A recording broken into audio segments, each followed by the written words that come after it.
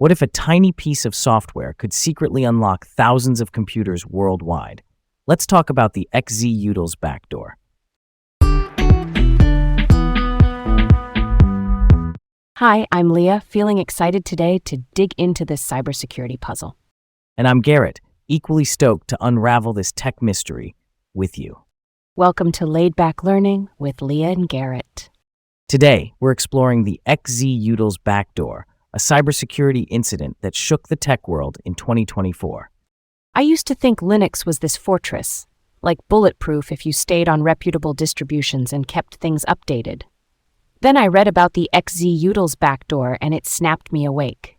The idea that a compression tool tucked into the guts of almost every Linux system could be turned into a stealthy way made me want to understand the whole supply chain better. Who's touching what, when, and how do we know the thing we build is the same thing we run? Let's set the basics. XZ Utils is a set of compression tools. Think of it like Zip, but super optimized and woven into how Linux packages are built, shipped, and unpacked. The library inside it, called libelsma, shows up everywhere under the hood. A backdoor, in simple terms, is a hidden way to get in. In this case, it could let an attacker run code on your machine from far away. And the wild twist is activation. This one needed a very specific cryptographic key called 448. That's a high-security digital signature scheme, like a special kind of unforgeable autograph. Without that exact private key, the malicious code stayed quiet, which is sneaky because it won't just trip during normal tests. Also, key to the story is OpenSSH. That's the standard secure shell tool people use to log into servers. And systemd. That's the service manager that starts and manages processes on Linux. Normally, OpenSSH doesn't touch XZ Utils at all, but a distribution-specific patch connected them through systemd. That plumbing is how the backdoor got a path into the SSH server in certain builds. Let's unpack the early days. Back in 2021, someone going by Giatan starts appearing in the XZ Utils community. They show up helpful, consistent, friendly. Over months, they build credibility. There were also sock puppet accounts, fake or throwaway identities controlled by the same person. Names like Jigar Kumar, Kregorin4545, and Miso Eater 91 popped up with no broader dev history, just enough presence to add pressure and support. Why would that pressure matter? Open source projects often rely on a tiny group of maintainers with limited time, and persistence can shape decisions about access and responsibility. Real talk, persistence can wear people down. Over time, Giatan gained trusted contributor status and then maintainer permissions. That's like getting the keys to the workshop. You can cut releases and shape what downstream users see. This was not rushed. It was a slow burn, more than 2 years of showing up, being helpful, being friendly.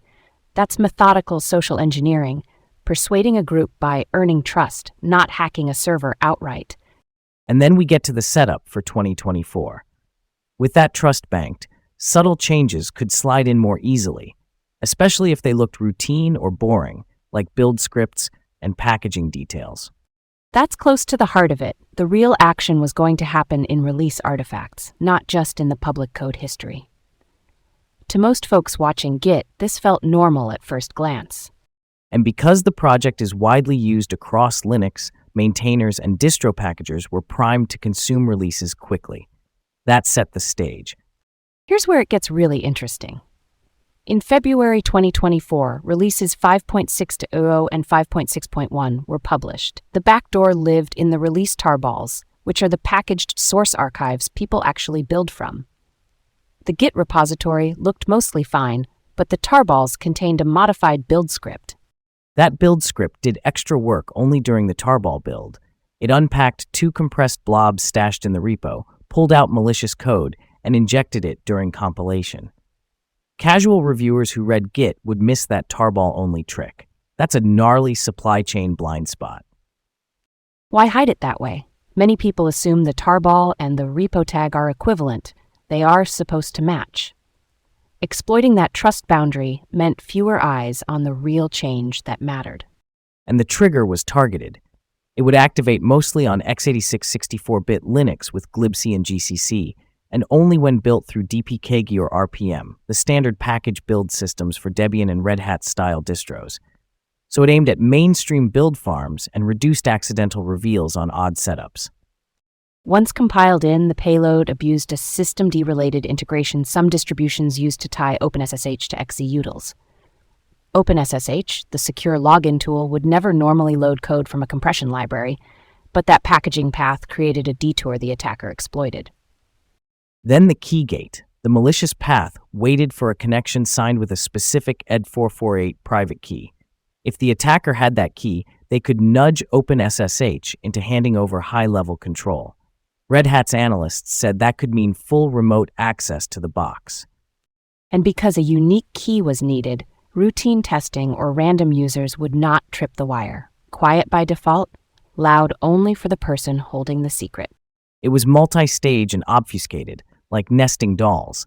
Pieces looked harmless until the build step stitched them together. That's pretty cool from a pure engineering view, but terrifying in context. Then came the break in the case. In March 2024, Andres Freund, a developer known for his work in the Linux and PostgreSQL world, noticed an SSH performance regression on a Debian development build. The CPU was spiking, and Valgrind, a debugging tool that catches memory issues, threw errors. He chased the weirdness and found threads leading into Libelsma. That is super non-obvious. He reported the issue to Debian and then to the OpenWall project, a security community that coordinates disclosures. Vendors got alerted fast. CVE 2024-3094 was assigned. That's a standardized ID for a vulnerability, and it scored a CVSS 10.0. CVSS is the severity scale from 0 to 10. A 10 basically screams, stop everything and fix this now. CISA, the U.S. Cybersecurity and Infrastructure Security Agency, advised everyone to roll back to safe versions. Red Hat, SUSE, and Debian reverted packages quickly. GitHub even disabled project mirrors temporarily to slow spread while ownership and integrity were re-established. Canonical, the company behind Ubuntu, delayed the Ubuntu 24.04 LTS beta by a week and rebuilt all packages as a precaution. They said stable Ubuntu wasn't affected, but still chose to rebuild. That's an integrity-first move. In May 2024, Lasse Collin, the original XZ maintainer, regained GitHub access, removed forwarding to Giatan, and shipped XZ 5.6.2. That release cleaned out the malicious stuff and came with a write-up showing how the code evolved toward the exploit. One more twist. In August 2025, security company Binarly reported that some Debian Docker images on Docker Hub still contained the backdoored XZ builds. Those were development images Debian left up as historical artifacts, but it showed how long a tail supply chain risks can have. The silver lining is that most compromised builds hadn't reached stable production channels when discovered. That limited the immediate blast radius. But the what-if hangs heavy. Here's a disputed question. Who did this? Dave Idle, a security researcher, suggested it fits AP29 patterns. That group is often linked to Russia's SVR, but there is no confirmed public attribution. I hear that. And I also think the patience, the operational security, the multi-year social engineering, it feels like a well-resourced outfit. Could be state-backed, could be a top-tier non-state group. The sophistication bar is high. Totally, but misattribution can spark the wrong responses. I lean toward evidence first. Journalist Thomas Claiborne pointed out it could be any state or a well-funded non-state actor. Until we have strong technical or intelligence corroboration, pinning a flag feels premature. That's fair. So what is the practical middle ground? Assume a capable adversary and build defenses that do not depend on knowing exactly who. Strengthen review of release tarballs, require reproducible builds, and mandate multi-person review for release engineering. And watch the human layer. The Open Source Security Foundation and the OpenJS Foundation warned that similar friendly but persistent pressure tactics are being tried across projects. If someone new asks for elevated access quickly, pause, verify, maybe timebox privileges. That sort of governance hygiene matters. No big pop culture nods here, but I could see a thriller series based on this. Each episode follows an investigator piecing together tiny build artifacts, tarballs versus repos, tracing sock puppets, the final reveal hinging on a single ED448 key used in a midnight SSH session. Love a good rabbit hole. What if Andres Freund had not chased that performance glitch in March 2024? If that anomaly slipped by, those tainted versions could have flowed into stable releases across multiple Linux distributions. With the open SSH path and the special key, someone could have had a quiet master key into untold numbers of servers. Computer scientist Alex Stamos even said this could have become the most widespread and effective backdoor ever if undetected. A master key to hundreds of millions of SSH-enabled systems. I can picture a world where incident response teams are drowning, trust in package ecosystems takes a major hit, and release pipelines freeze while everyone rebuilds from source under quarantine conditions. In my mind's eye, global chaos for a bit. Critical infrastructure operators scrambling, hospitals and logistics firms forcing emergency rollbacks, regulators fast-tracking guidance. Then a reckoning. We standardize on reproducible builds, sign everything with verifiable provenance, and fund maintainers so they are not vulnerable to burnout or manipulation.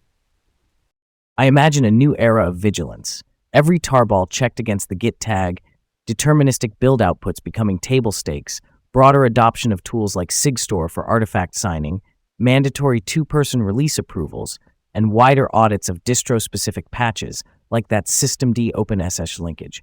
Painful at first, healthier long-term. Stay curious, stay vigilant, and thanks for learning with us today. Keep exploring, folks, and catch us next time on Laid Back Learning.